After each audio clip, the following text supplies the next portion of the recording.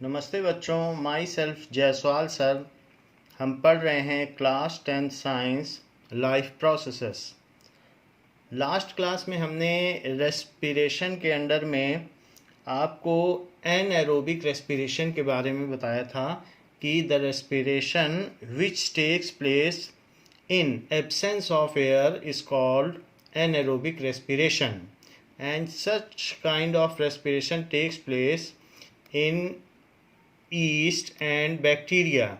So in this process no oxygen is utilized, and the reaction involved in this process is the simple reaction, that is glucose is converted into pyruvate.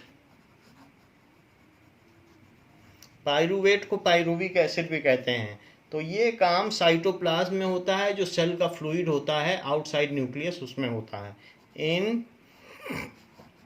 Cytoplasm.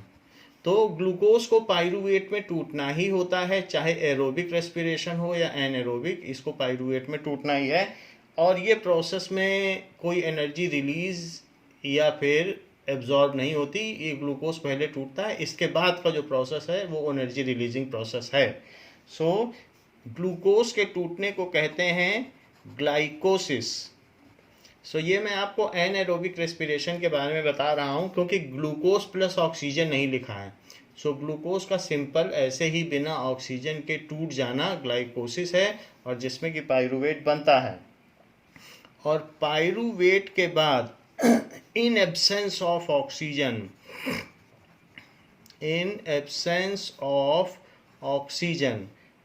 ये east में होता है।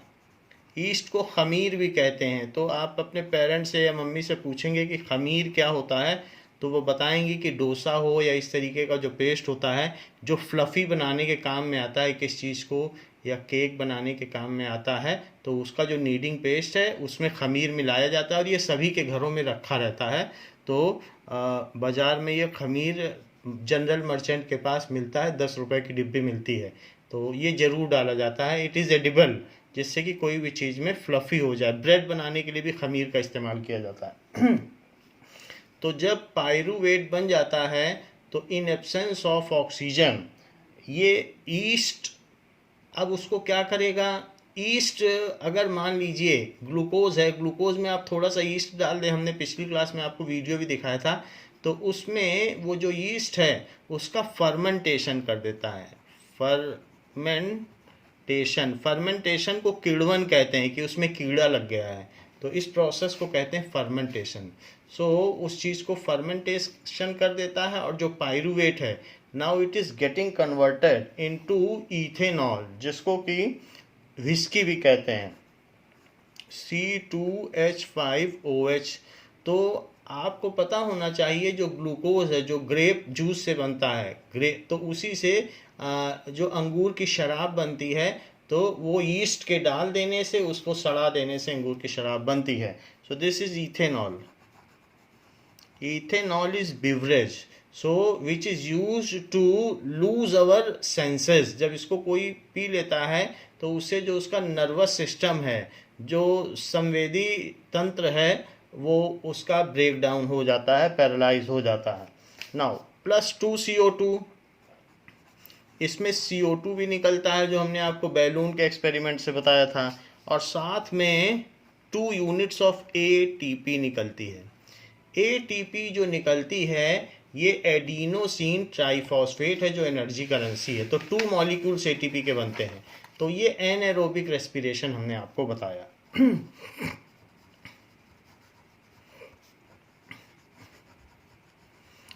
Now ATP का जो formation होता है, it is formed in mitochondria. So ATP is formed in mitochondria, which is powerhouse of cell,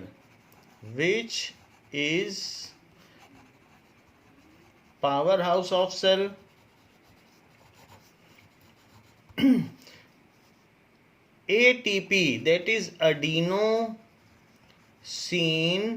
triphosphate. Last video में इसका मॉलिक्यूलर स्ट्रक्चर भी दिखाया गया था। तो adenosine triphosphate ATP is used by the body, is used by cell में बहुत सारे ऑर्गेनल्स होते हैं for various purpose, for various life processes.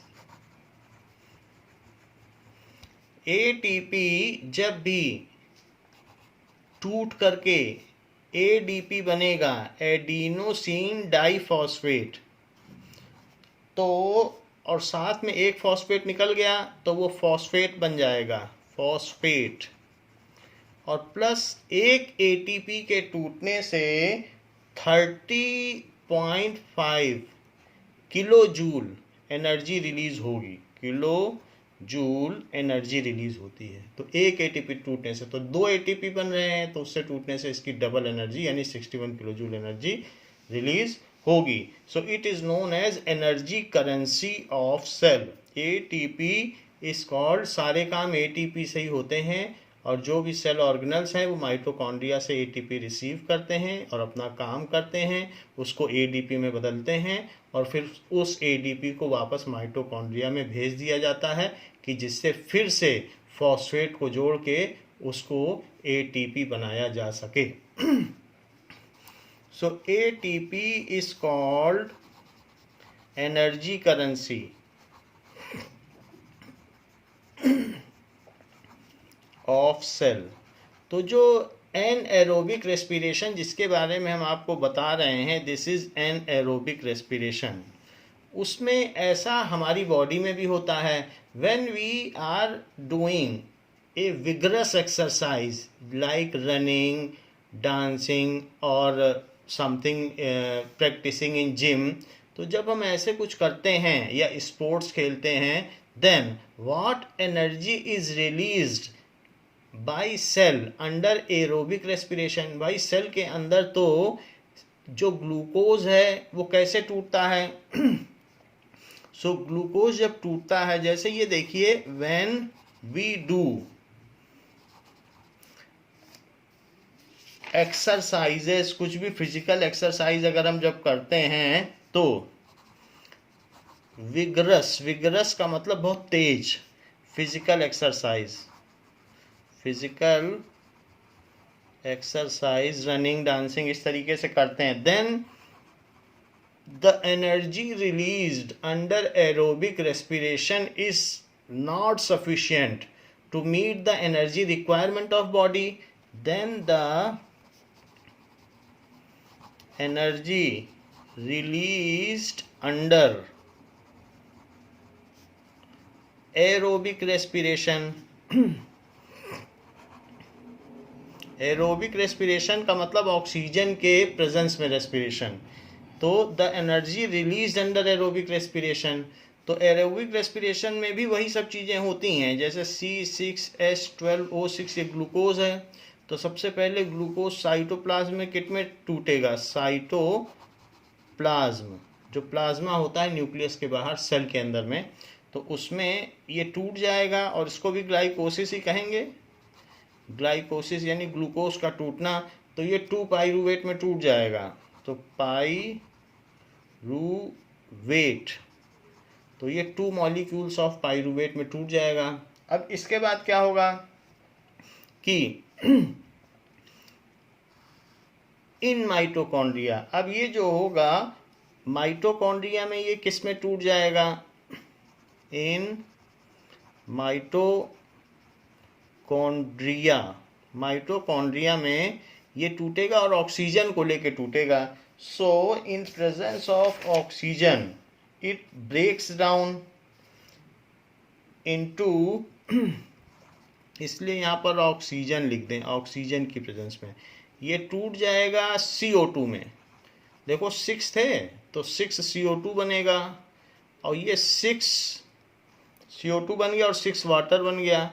इसको कहते हैं कंप्लीट ऑक्सीडेशन, पूरी तरीके से ऑक्सीडेशन हुआ। यहाँ पर जो ऊपर का ऑक्सीडेशन है वो इनकम्प्लीट है। अभी इसको और जलाओगे अगर अल्कोहल को तो ये जल जाएगा। अल्कोहल आपको मालूम है जो सैनिटाइजर है उसमें 70% अल्कोहल होता है, तो उसमें आग लगाओगे तो आग लग जाती है। तो इसका अभी और जलना बाकी है। अल्कोहल वैसे भी एक फ्यूल है और जलाया जा सकता है, और इसी को पेट्रोल में मिला के जो ऑटोमोबाइल से चलाए भी जाते हैं। तो ये अभी पूरी तरीके से नहीं जला है, इसको कहेंगे इनकम्प्लीट कंबशन। सो ये एक इनकम्प्लीट ऑक्सीडेशन है। जबकि यहाँ पर अब CO2 को और जलाया नहीं जा सकता, तो इसको कहते हैं कि ग्लूकोज का दहन हो चुका है। दहन का मतलब कंबशन। जैसे रावण का दहन होता है तो अब उसमें कुछ भी शेष नहीं बचता, तो वैसे ही it is a complete oxidation, तो उसमें ये बन जाता है। और जब ये इनकम्प्लीट ऑक्सीडेशन है, जब पूरी ऑक्सीडेशन एक प्रोसेस है जो एक्सोथर्मिक है, तो जब थोड़ा ऑक्सीडेशन होगा और बिना ऑक्सीजन के ऑक्सीडेशन होगा तो वहाँ पर बहुत एनर्जी नहीं मिलेगी। तो यहाँ पर हमने देखा कि थोड़ा बहुत CO2 निकला है और ऐसा हुआ है, और ये है कंप्लीट ऑक्सीडेशन। तो क्या आप जानते हैं कि इस प्रोसेस में जो यहाँ पर एरोबिक रेस्पिरेशन हो रहा है वहाँ 38 यूनिट्स ऑफ ATP बनेंगे। ये तो आप देख लें कि उसी ग्लूकोज से जब हमने एरोबिक रेस्पिरेशन किया तो 38 ATP बनी, और जब एनएरोबिक किया तो 2 ATP बनी। तो इसमें 19 गुना ज़्यादा ATP बनती है। लेकिन फिर भी when we do vigorous physical exercise, जब बहुत तेजी से फिजिकल एक्सरसाइज करते हैं, then the energy released under aerobic respiration, ये aerobic respiration है क्योंकि एयर की प्रेजेंस में हो रहा है, तो the energy released under aerobic respiration, ये सब एरोबिक रेस्पिरेशन है जो दिखाया गया है, is not sufficient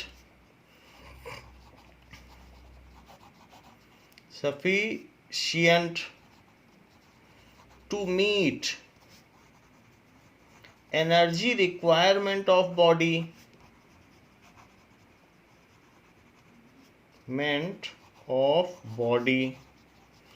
So an alternate process of anaerobic respiration also takes place in our muscles to meet the energy requirement. So an alternate, ये तो होता ही है, एरोबिक रेस्पिरेशन हमारी बॉडी में हमेशा होता रहता है। नॉर्मल के काम काज तो हम करते ही हैं उसी से, लेकिन अब दौड़ने लगोगे तो उतनी एनर्जी कहाँ से आएगी। तो एक और प्रोसेस होता है एनारोबिक रेस्पिरेशन भी इसके साथ चलने लगता है। Alternate process of anaerobic respiration takes place in our muscle cells.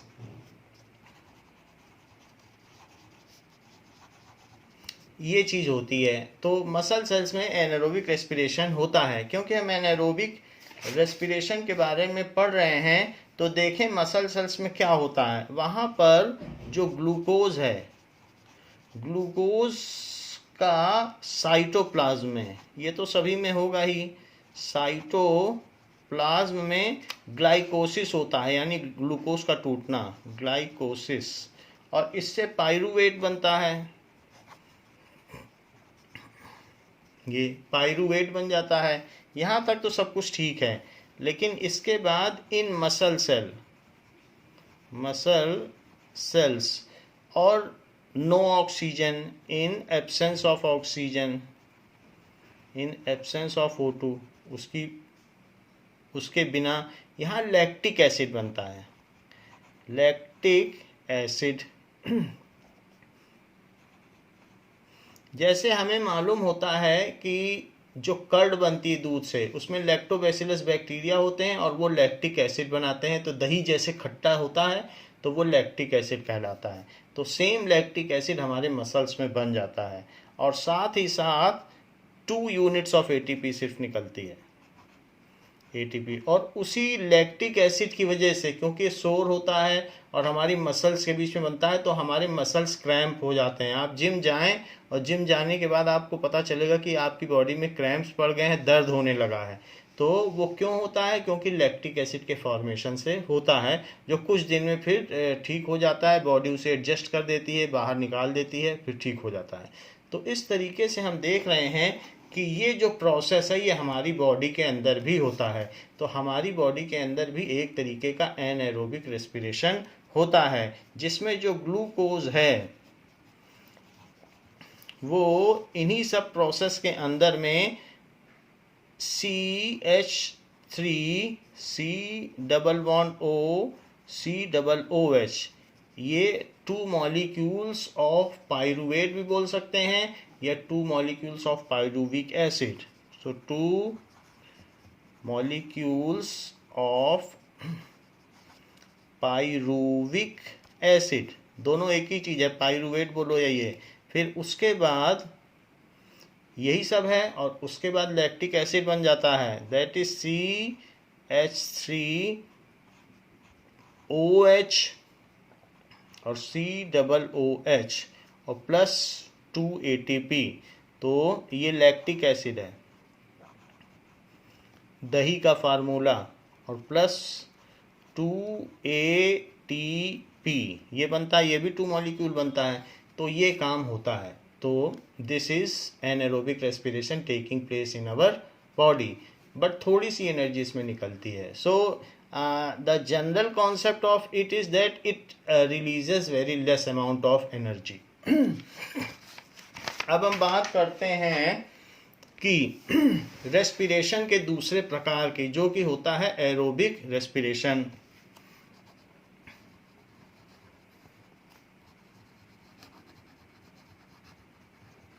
Now, aerobic respiration. So the respiration which uses oxygen is called aerobic respiration. The respiration which uses oxygen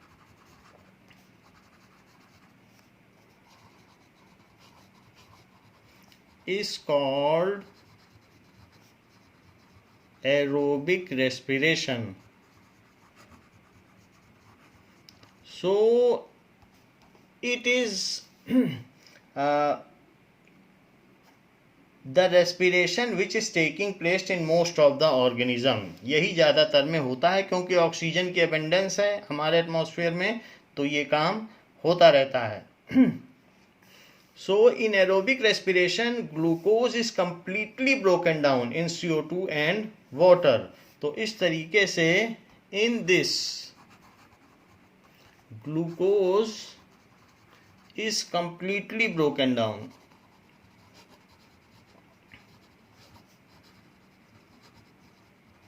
Broken down in CO2 and water. इसमें ये टूट जाता है। So mitochondria are the sites of aerobic respiration in cell. ये कहाँ पे होता है? माइटोकॉन्ड्रिया में। So mitochondria is the site of aerobic respiration in cells. ये चीज होती है। अब जरा देखें तो एरोबिक रेस्पिरेशन में ये सभी में होता है, एनिमल्स में भी होगा और जिसमें प्लांट्स में भी होगा, सभी में ये होगा। इवन एमीबा में भी जो इस तरीके के यूकैरियोटिक हैं उनमें भी यही इसी तरीके का रेस्पिरेशन होता है। अब जरा देखें इसमें क्या क्या चीज़ होती है। थोड़ी देर पहले भी देखा था, तो ग्लूकोज से साइटोप्लाज्म में, इन साइटोप्लाज्म ग्लाइकोसिस होता है। ग्लाइकोसिस हमने आपको बताया था। साइटोप्लाज्म क्या है? सेल में जो यहाँ पर लिक्विड फ्लूइड भरा होता है जिसमें सेल ऑर्गेनल्स तैरते रहते हैं ऐसे, तो इस चीज़ को कहते हैं साइटोप्लाज्म। साइटोप्लाज्म। तो इसी में ग्लूकोज जब जाता है तो यहीं पे टूट जाता है। किस में टूट जाता है? पाइरुवेट में। पाइरुवेट, जिसमें हमने आपको बताया था 2 मॉलिक्यूल्स ऑफ पाइरुविक एसिड, अभी पीछे बता दिया है। तो पाइरूवेट तो उसका नाम है उस सब्सटेंस का कि ये पाइरूवेट बना है, लेकिन अगर स्पेसिफिकली देखें तो 2 मॉलिक्यूल्स ऑफ पाइरूविक एसिड, और इसके बाद ये तो सभी में बनता ही है, चाहे एरोबिक हो या एनारोबिक। फिर इसके बाद इन माइटोकॉन्ड्रिया,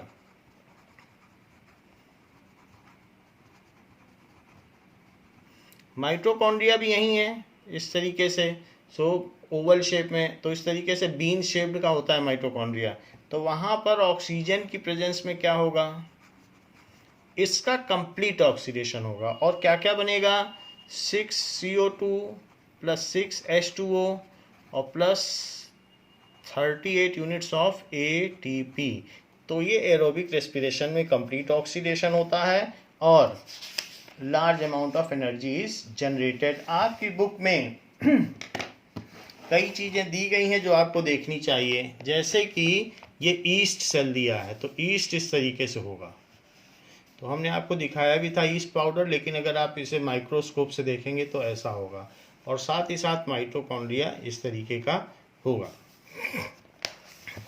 नाउ जो भी एरोबिक रेस्पिरेशन है और एनएरोबिक रेस्पिरेशन है, उस पाथवे का आपके में एक चार्ट बना हुआ है।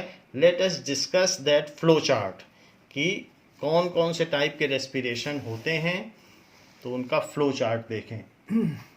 सो break down of glucose by various pathways.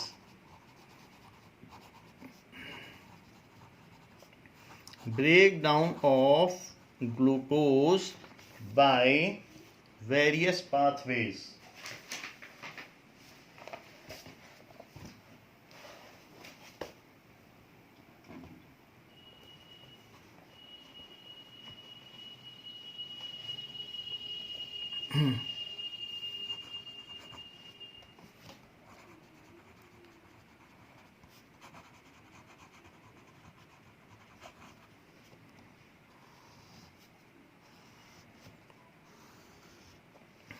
Now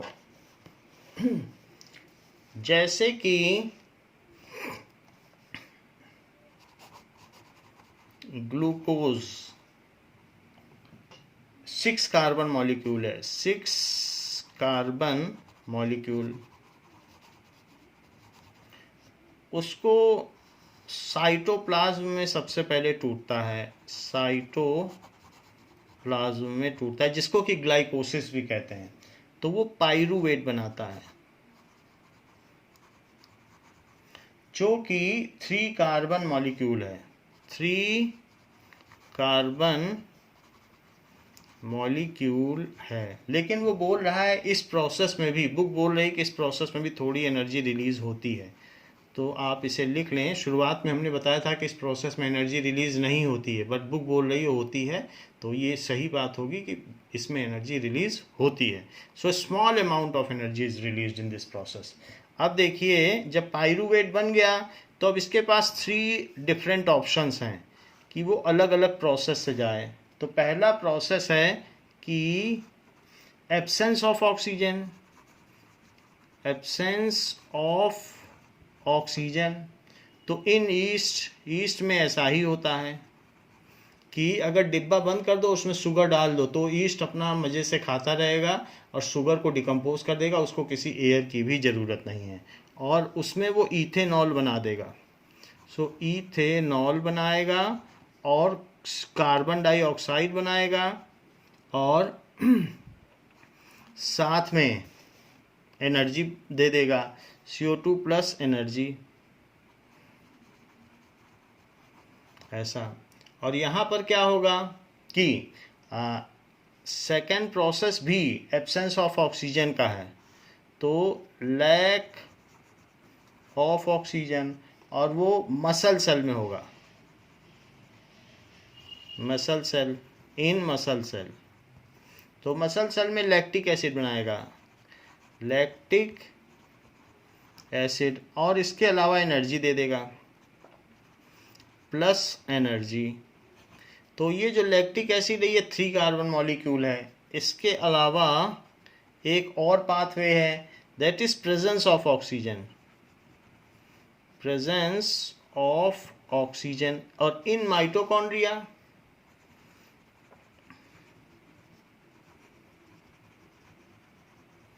तो उस केस में CO2 बनेगा और साथ में वाटर बनेगा और प्लस एनर्जी बनेगी। तो ये जो प्रोसेस है, इसमें से ये दोनों प्रोसेस हैं एनएरोबिक रेस्पिरेशन के, और चूंकि यहाँ एयर ली जा रही है तो this is the process of aerobic respiration. तो इस तरीके से ये काम होता है। नाउ लेट अस सी कि इसको अगर हम केमिकल के फॉर्म में देखें तो कैसा होता होगा।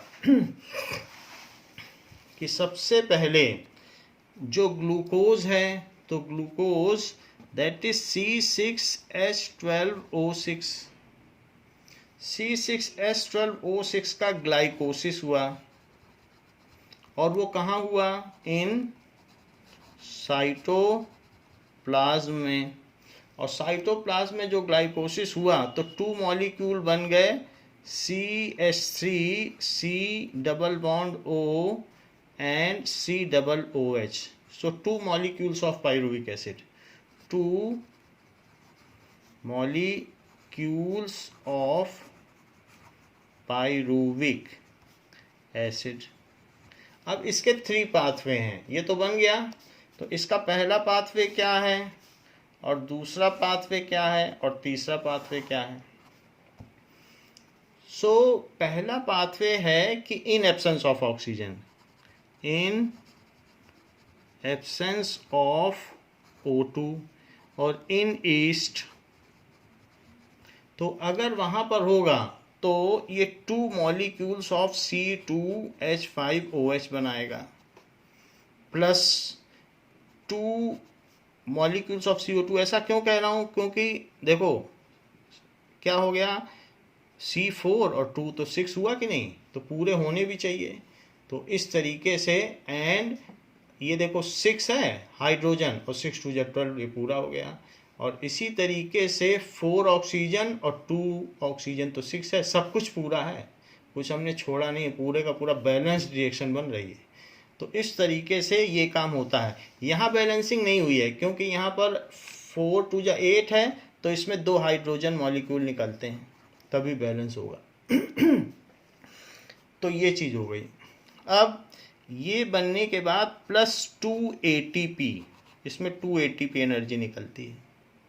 अब सेकंड प्रोसेस देखें। सेकंड प्रोसेस में क्या है? इन absence of oxygen, so in absence of O2। और ये कहाँ होगा?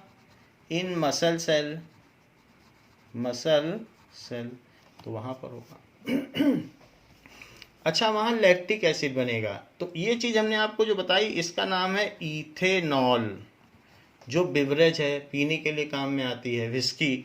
और इसमें बनेगा लैक्टिक एसिड। लैक्टिक एसिड क्या होता है? यही चीज़ होती है जो ऊपर लिखी है, लेकिन उसमें उसका रिडक्शन हो जाता है, यहाँ एक H और जुड़ जाता है।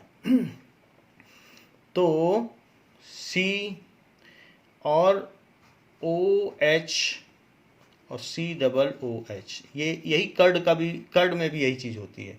सो 2 मॉलिक्यूल्स ऑफ लैक्टिक एसिड बन जाता है, और फिर इसके अलावा और कुछ भी नहीं बनता।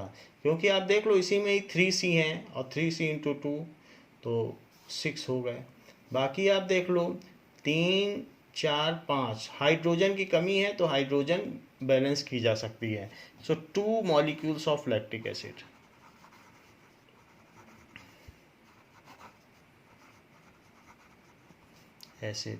और क्या बनेगा? प्लस 2 ATP, ये चीज़ बनेगी। अच्छा, तीसरा प्रोसेस क्या है? तीसरा प्रोसेस है इन प्रेजेंस ऑफ ऑक्सीजन, और वो इन माइटोकॉन्ड्रिया होगा।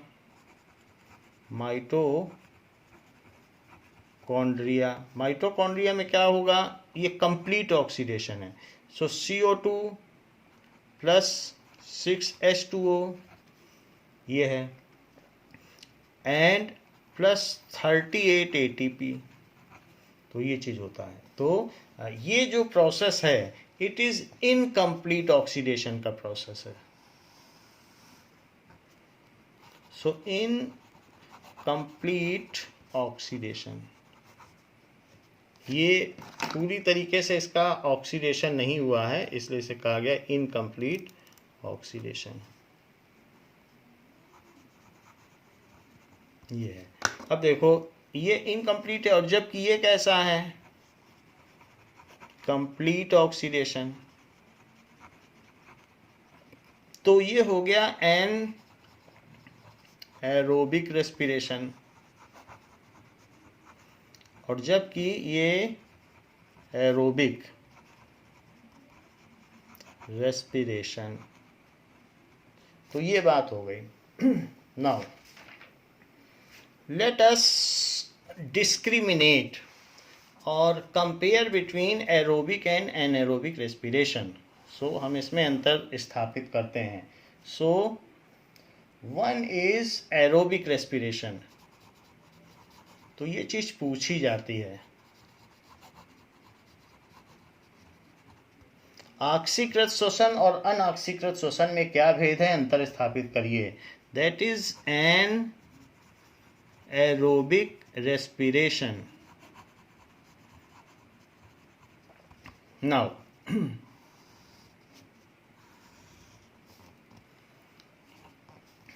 aerobic respiration takes place in presence of oxygen. It takes place in presence of oxygen. It takes place in absence of oxygen. इसमें ऑक्सीजन की जरूरत नहीं पड़ती है। जबकि complete breakdown of food occurs in aerobic respiration. Complete breakdown of food occurs in this process। पूरी तरीके से ब्रेकडाउन हो गया है। देखो अगर आप CO2 सांस लोगे, CO2 तो आपकी जान भी जा सकती है, CO2 में कुछ एनर्जी नहीं है। और जबकि यहाँ इनकम्प्लीट ब्रेकडाउन है। दही खाओ, लैक्टिक एसिड है, दही तो एनर्जी मिलेगी। तो अभी पूरी तरीके से कहाँ इसकी एनर्जी खत्म हुई है, ये पूरा ब्रेकडाउन ही नहीं हुआ है। तो दही खा लो, लोग अल्कोहल पी लेते हैं तो उनमें एनर्जी आ जाती है। तो इसका मतलब है कि इनमें एनर्जी होती है, तभी तो हम इसको और एक्सट्रैक्ट कर पाते हैं। सो इसमें इनकम्प्लीट ब्रेकडाउन है। सो partial breakdown of food occurs in this process। partial breakdown of food occurs in this process।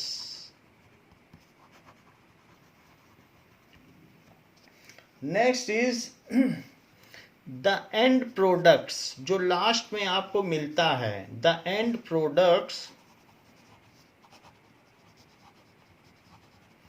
Of aerobic respiration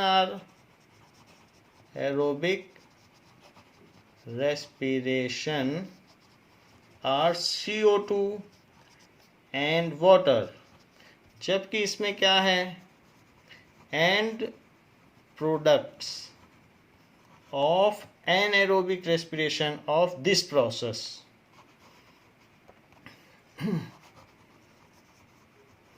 are either ethanol and CO2 or lactic acid। so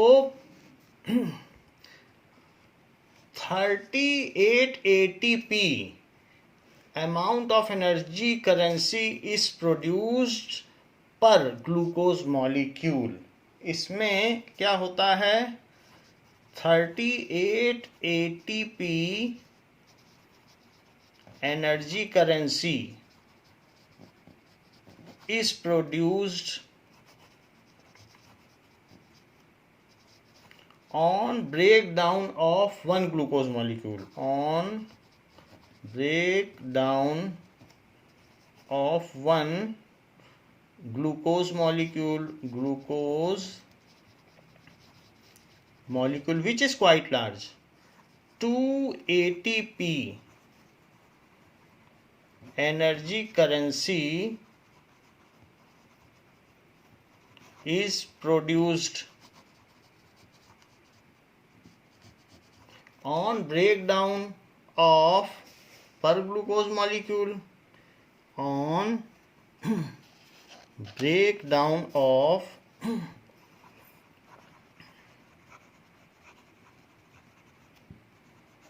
one glucose molecule. तो इस तरीके से हमने देखा कि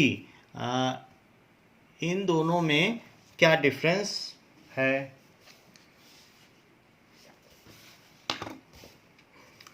तो बच्चों इस क्लास के लिए इतना ही। इसके आगे हम लोग रेस्पिरेशन इन प्लांट्स अगले क्लास में डिस्कस करेंगे। थैंक यू बच्चों।